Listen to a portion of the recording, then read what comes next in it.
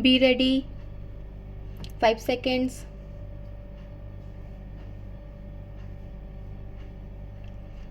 Start. Mr. Vice Chairman, I rise to associate myself fully with the resolution and the concern which has been expressed from all the various sections of the House regarding the urgent necessity of developing rural industries. As time passed by, we are reaching a situation in our rural areas where something desperate needs to be done immediately if we want to preserve the social stability of the country and also to see that full use is made of the time and talent of the people in the rural areas which go waste today, as has been pointed out in the resolution.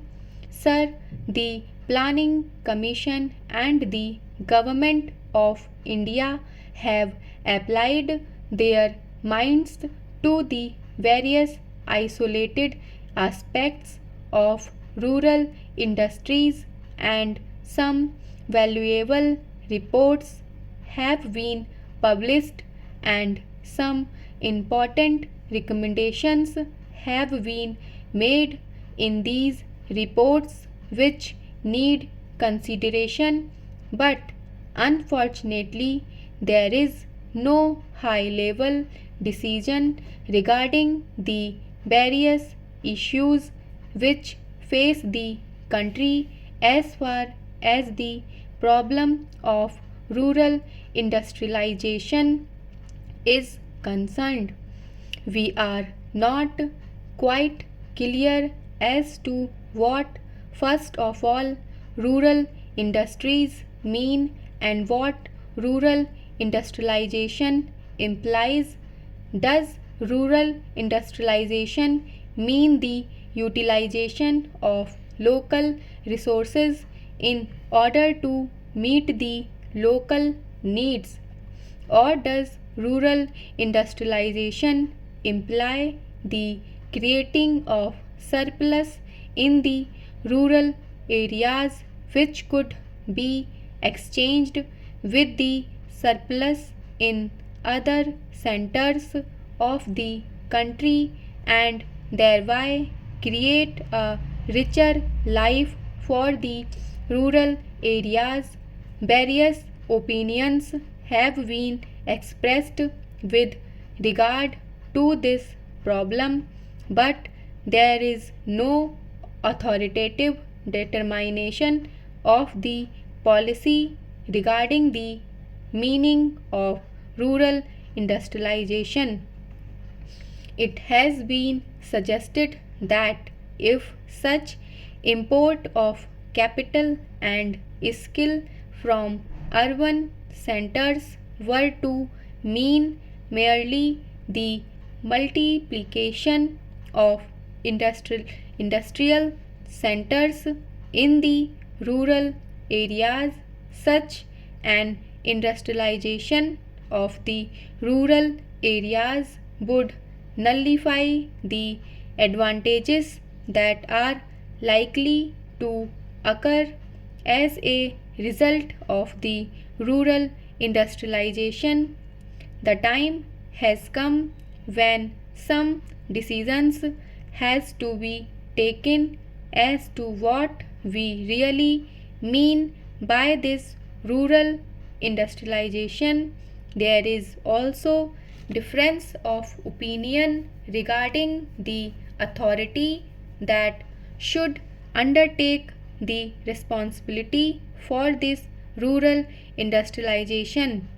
From the literature that has been published in this connection, it is quite obvious that two distinct and powerful schools have developed regarding this issue.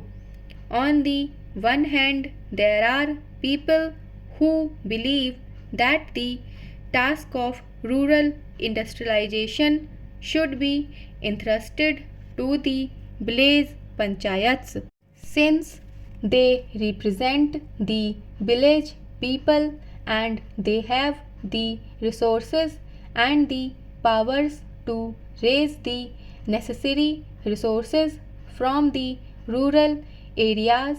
The panchayats, it is felt, are the competent authorities to deal with the problem of rural industrialization.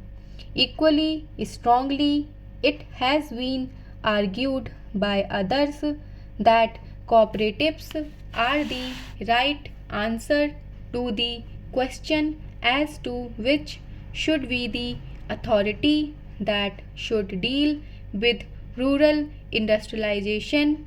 I may also mention that there is a third school which believes that the import of private capital and private skill into the work of rural industrial development is the real answer to the problem which we face in the matter of rural industrialization.